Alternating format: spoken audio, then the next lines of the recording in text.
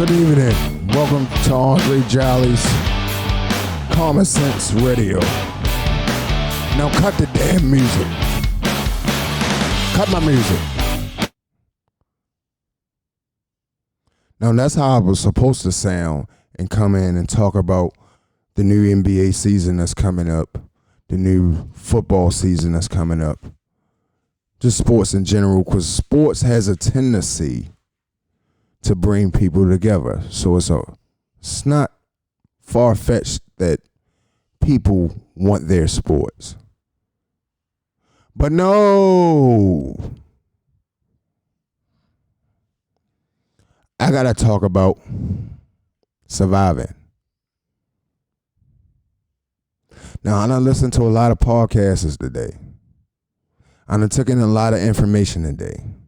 I done cried several times today.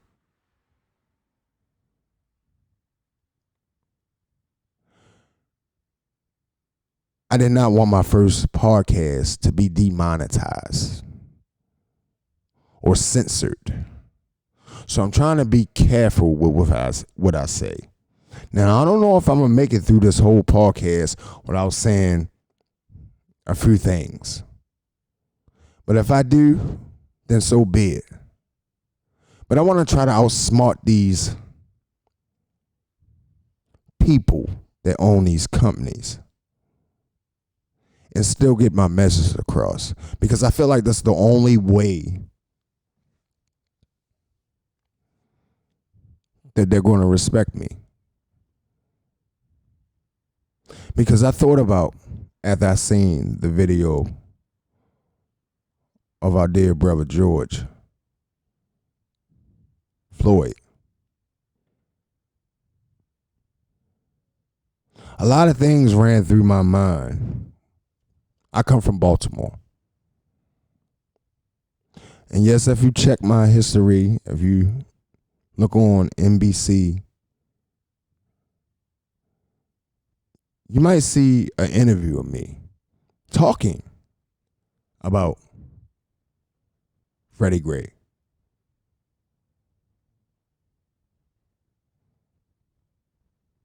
So now I'm at the point where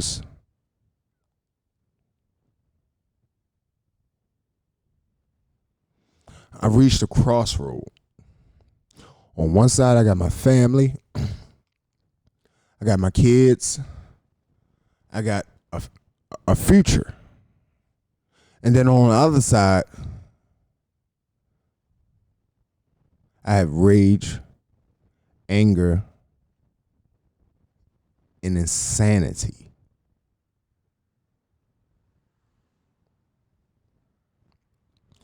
And I want to be real clear about this. The more this happens to black people, or any people for that matter, and we get to see it, the more insane we become. And you would think the government would realize this, but I think the government has reached the point of no return. Meaning, the power and the money that they have generated over the hundreds of years, that's all they care about. And black men in prison makes money. Black men that go to the funeral home makes money. Black men who sell drugs makes money for the police officer to patrol. They had no intention of fixing any of the neighborhoods. You don't think they can? They just gave out $3 trillion. You don't think $3 trillion could have fixed a few ghettos? See, they're not trying to fix the problem, I realize. And I want to tell the government that we're not asking anymore. We're demanding our respect. And what is the number one way you earn respect? Anybody know that? Think about that. What is the number one way you earn respect?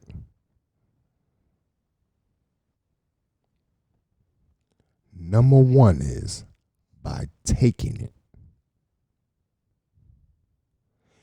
We're going to take our respect from here on out. Well, at least I am. And by the way, the number two way you earn respect is by giving it. But in order to give respect, you have to have some respect.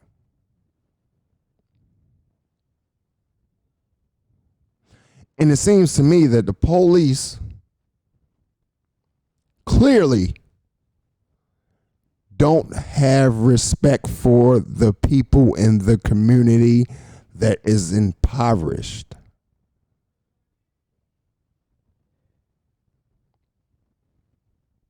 Now, I know a lot of things are going on in our community that I don't like the killing each other. Mainly the killing each other. But the schools, I can go on and on. The markets where we buy food from, it's just low quality everything.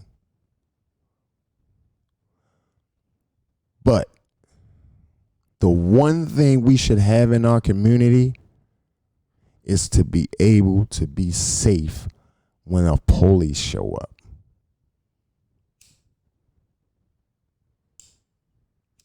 And that's been gone forever. Way before I was even born, and I was born in 80. You're talking about 200 years of this? People being lynched on the streets in front of the whole world. You're talking about 200 years of this?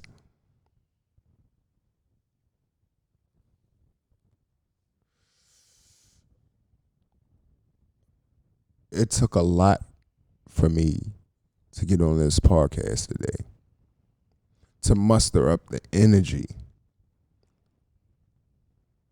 But I felt like it had to be done.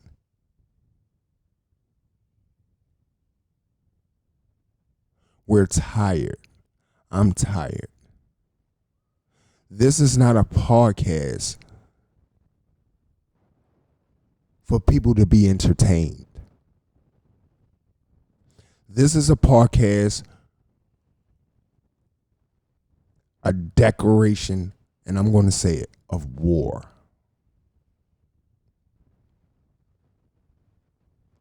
No longer will you brutalize us in front of our mothers and fathers and sisters and children. Then talk about you're here to protect us. No longer do your authority matters to any one of us anymore. And I'm speaking for the people that feel like me. Now, I know there's still some people out there that say, oh, you just stick to the course and we're just going to peaceful protest and we're just going to see what the outcome is when they go to trial, and fuck that.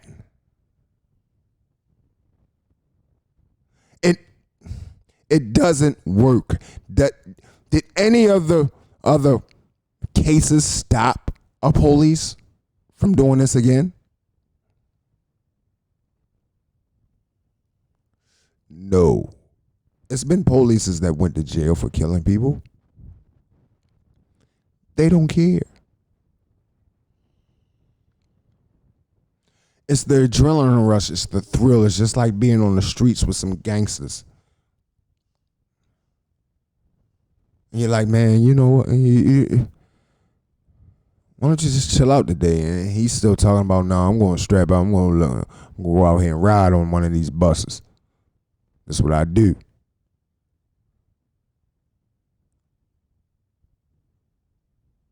The police are nothing but gangsters. And the government funds them. So I say to each and every one of you people in America that are tired of being lied to and fucked over by your government, to stand together and say, no, you're not tricking us anymore. You're not dividing us anymore. The greatest thing that this country has ever done was to divide the people.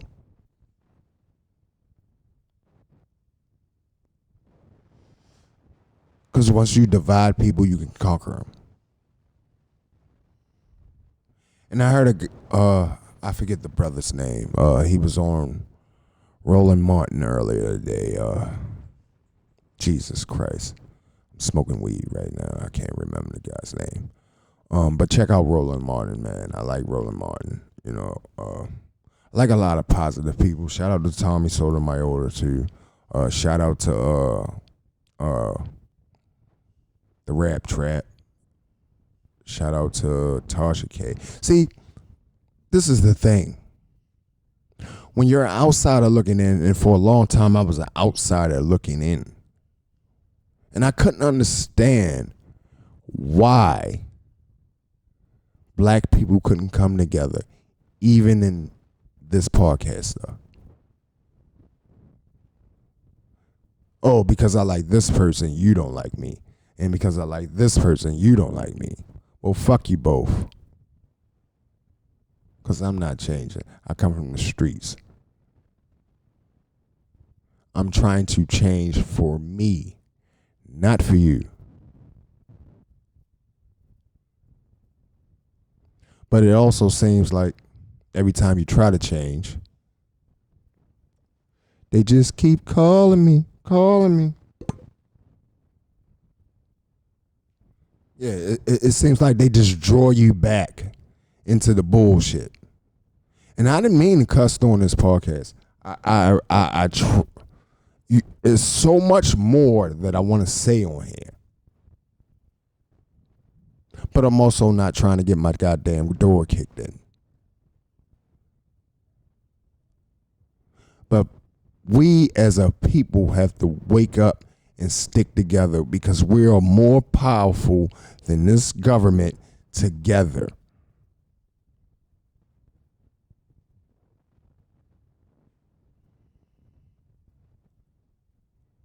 Now, we're going to have people that don't feel like us.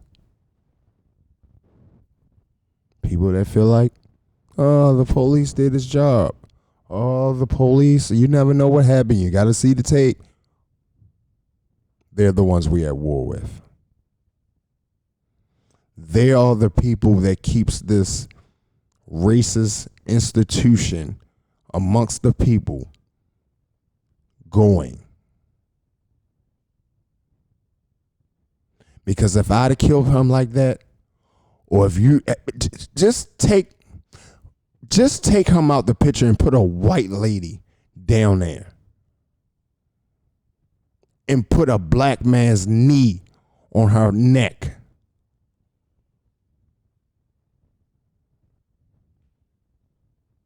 You see it now?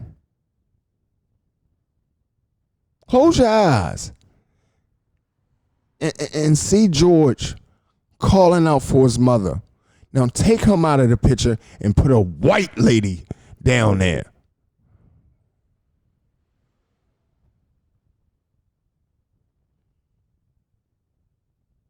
They wouldn't have stepped on a fucking dog's neck like that. If they had captured a fucking wild pit bull, they would not have did that to that. If they would have captured a fucking Burmese python, they would have took gentle care with that fucking snake.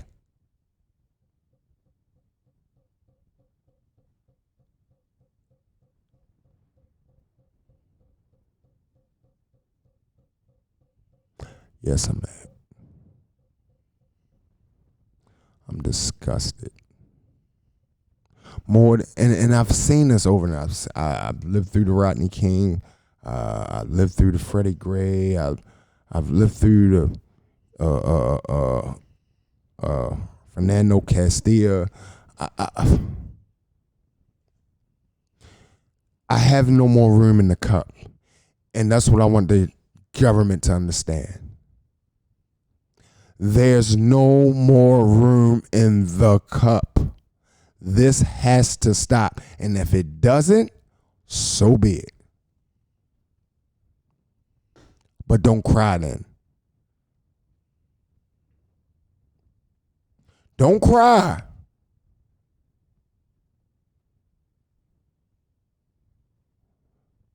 Black people are not the one causing this war. Black people, y'all say yourself, black people kill themselves. They kill each other. So why is it every time I turn around, it's a white man on a black man's neck? Mind your fucking business. Get the fuck out of our neighborhoods. But you know what we also got to do? We got to get the assholes out of our neighborhood that live in them too. We have to get armed. If you're not armed, you cannot defend yourself. Only thing these cops have over us is a gun. And most of the time, you got one in your house, but you can't carry it because you're not legal, or you got a felony, or you just didn't feel like it was a necessary reason to carry it. But these fucking wolves, they hunt in packs, and they're out here trying to fucking put you on national TV with your family watching you lose the air out of your breath slowly.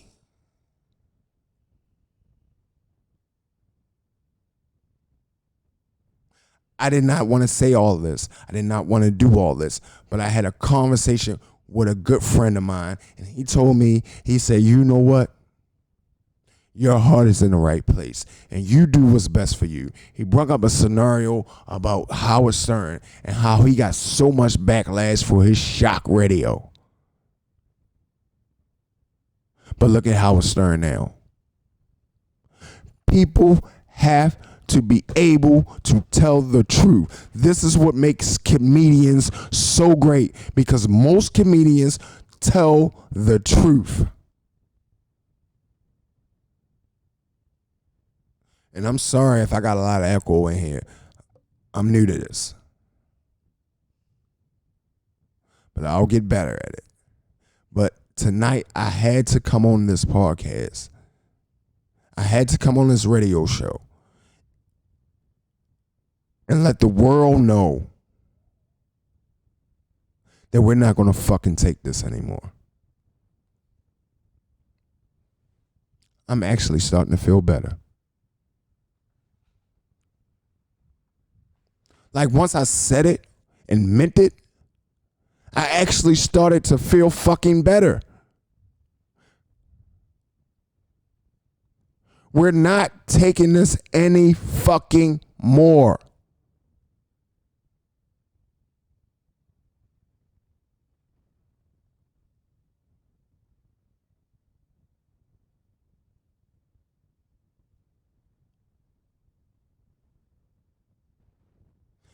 At the age of 14, I had a friend. His name was Sam.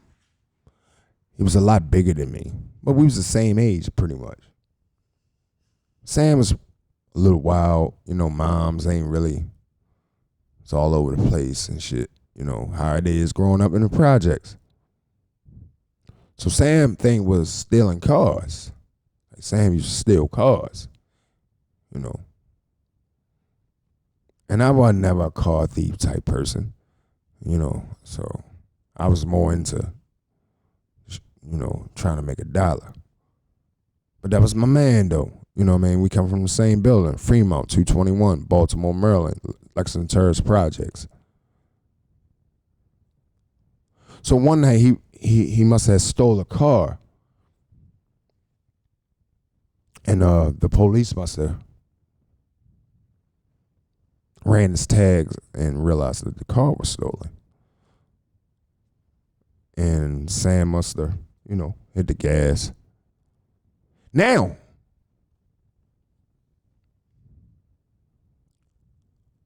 if a person is speeding, most jurisdictions have a law that states that the police cannot chase you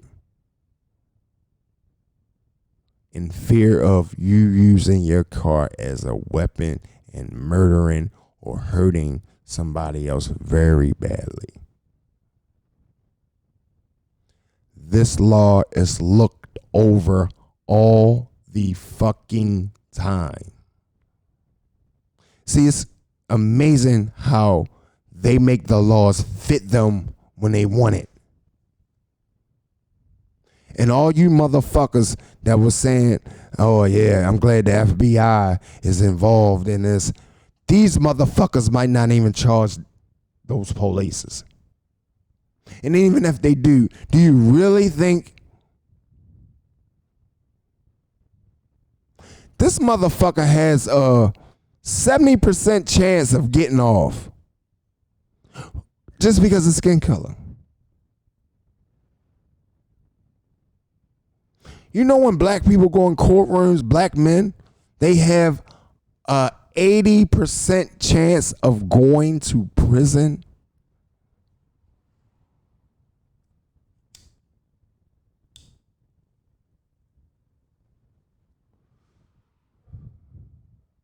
This whole system is corrupted. But let me get back to Sam. So the police get behind him. He takes off. So I guess they pursuing him. And he took him through a park, which is a big park in Baltimore called Drew Hill Park. That's where Drew Hill got their name from.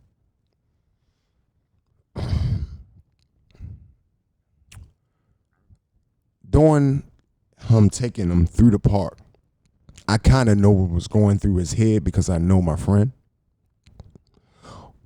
I know he was thinking, well, let me take them through this park and I can jump out and run in the dark in its woods. They can't catch me. So that's what he did.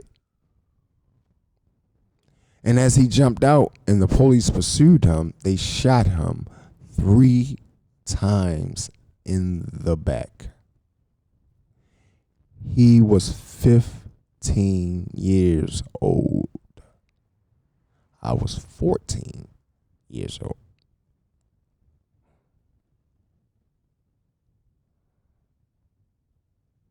So don't fucking tell me not to be paranoid. I've been dealing with this shit as a fucking kid. And you know this cop got tried twice? The first trial was a hung jury. The second trial was an acquittal. They said he had a gun. Now, mind you, this is my friend. We play video games together. We go to school together. I know he didn't have a gun. But there were no cameras back in 94, 93.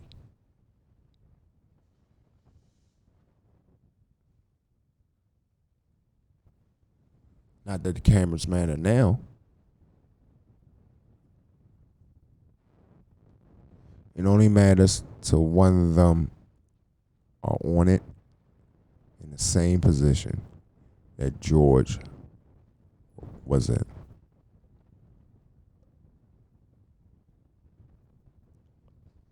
They hunted down Ahmaud like a dog. Like some wild fucking dogs, some pit bulls.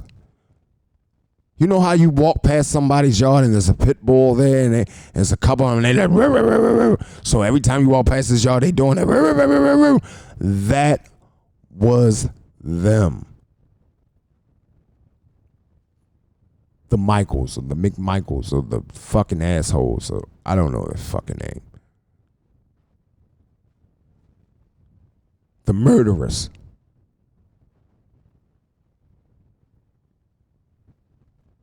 It took them 2 months to file a warrant.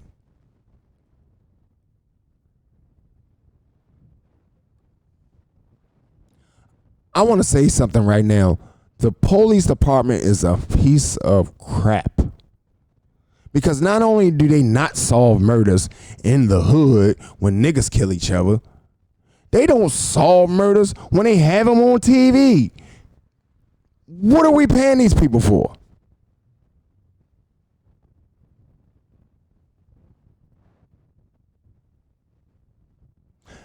And I know there are some good homicide detectives out there that really want to do the job and catch the criminal. But I think it becomes, I think everybody becomes numb to murder. Excuse me. Sorry about that.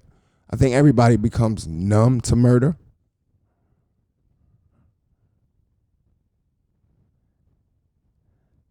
And they start to get lackadaisical.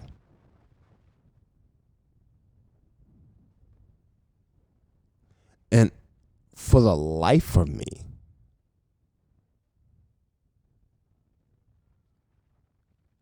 I can't figure out how anyone should feel safe.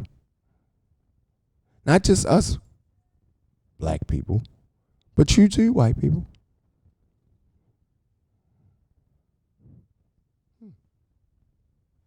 Because see, y'all don't talk about how many times they done killed one of y'all's.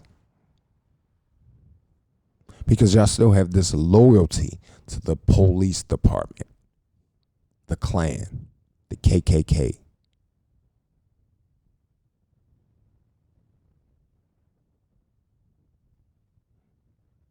And that Klan got so slick that they figured, okay, let's hire some brothers. Can't be the Klan then. And you know what happened?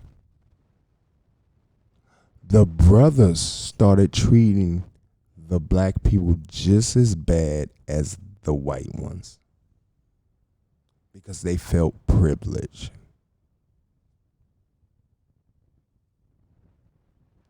Oh, we're going to go through a little history lesson tonight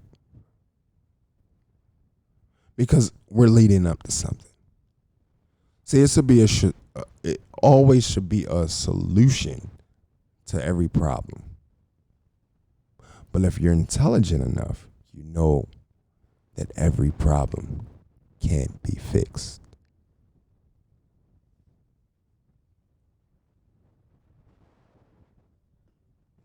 I want to tell the United States that this problem cannot be fixed unless we do something about it. Unless we do something about this. And I'm sad to say, but they got to start facing the same consequences that they give out.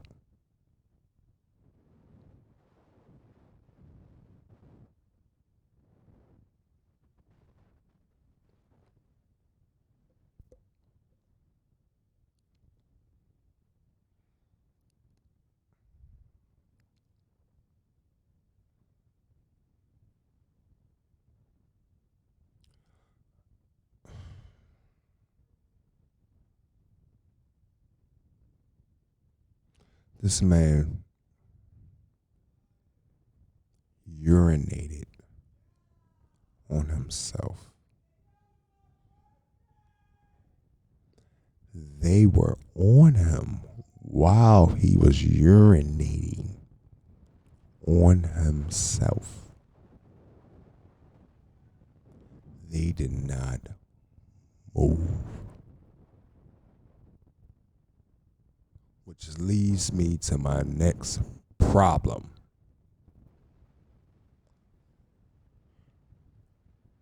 I understand First of all,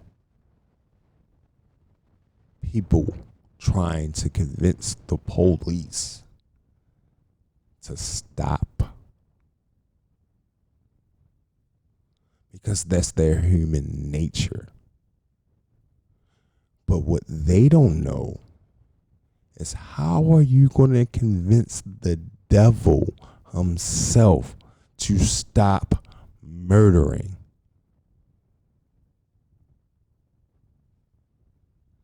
You cannot negotiate with the devil. God told you this. It didn't come out of my mouth. It's in them books y'all claim to live by. The devil is not to be trusted.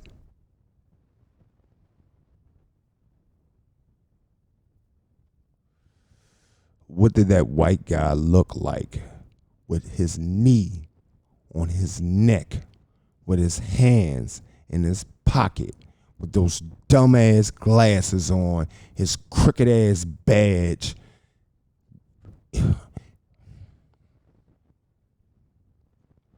He looked it like the devil. And if no one have said it so far, let me be the first.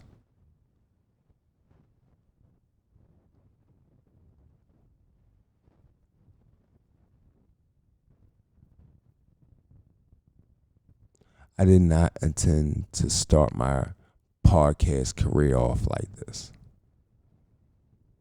I had no intentions on talking about someone being choked out on national fucking television.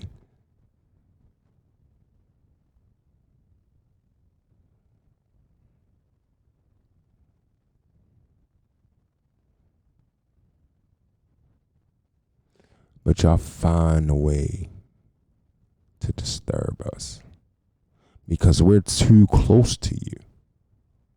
Black people, we need to organize. We need to gather our funds, and we need to get the fuck away from these people and build a community that we can protect and police ourselves. And until people realize that yes, sometimes separation is good. Sometimes separation gives you time to think. Sometimes separation can change you and make you realize that, hey, you know what? I think I may be able to handle this person or be around this person. But as of right now, 2020,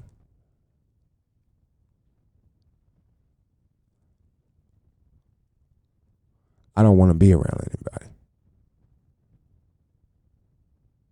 unless they on what I'm on. Don't talk it, live it. Stop asking and begging for these people to fucking help you. Stop being fucking patient.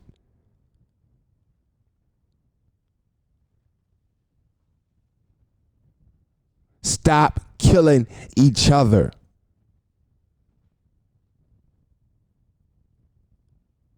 Start attacking the problems that hinder your community.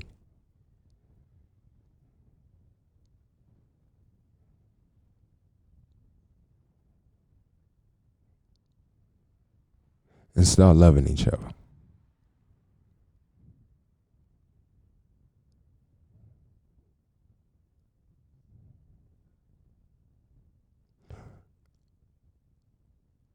But I don't know if that's going to ever happen because black people are so broken.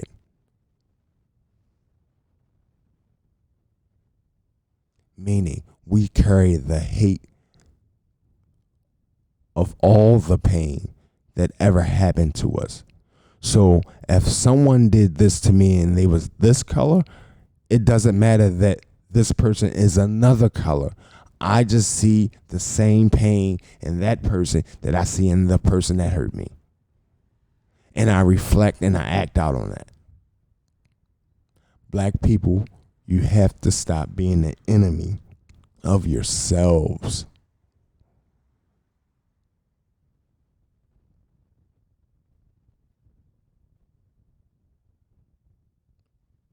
It should be no black man running around trying to kill somebody right now that's black.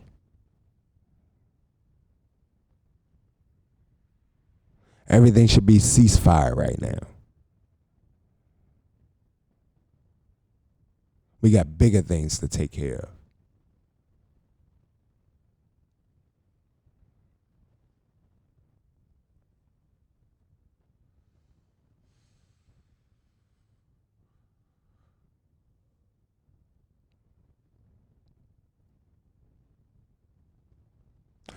I got 2 sons. One's 13, one's 12.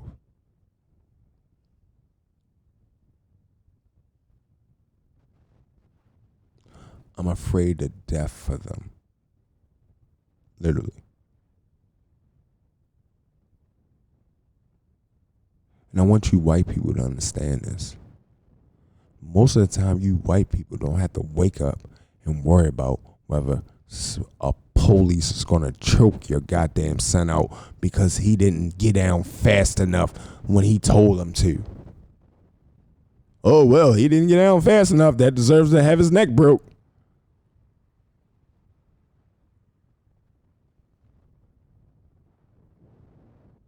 The thing about it is, y'all know what y'all doing.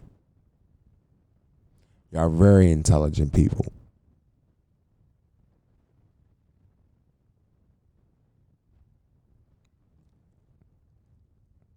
I pray that black people come together for once. And I'm not talking about those black people that be marching, which is, marching helps too. I'm talking about the black people that sit around shooting each other. If those guys got together and said, no, you know what? We're going to show the government that we can organize, that we can come together.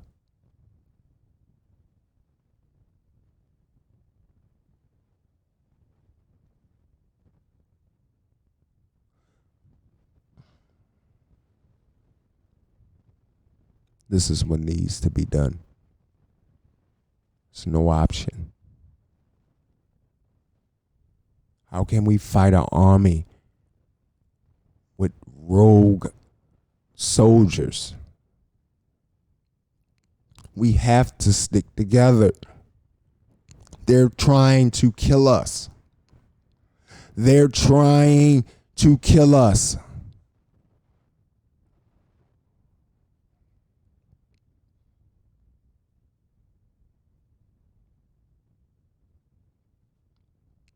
This is something we can do today.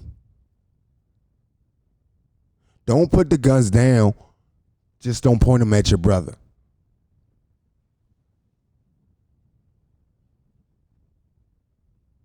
And I don't know when I'm going to get back from this.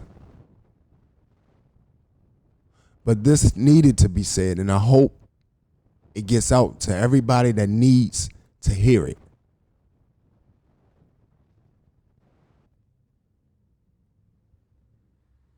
We're not standing for this anymore.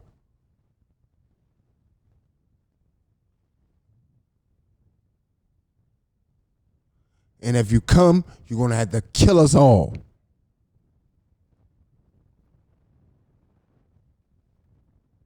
All for one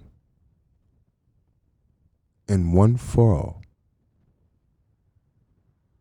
Whatever happened in that.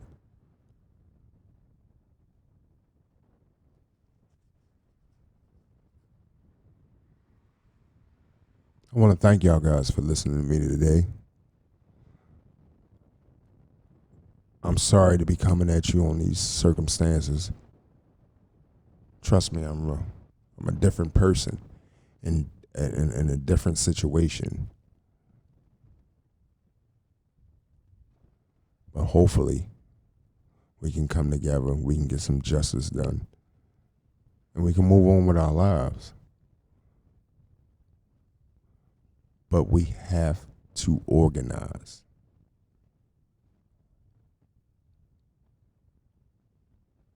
Peace, family.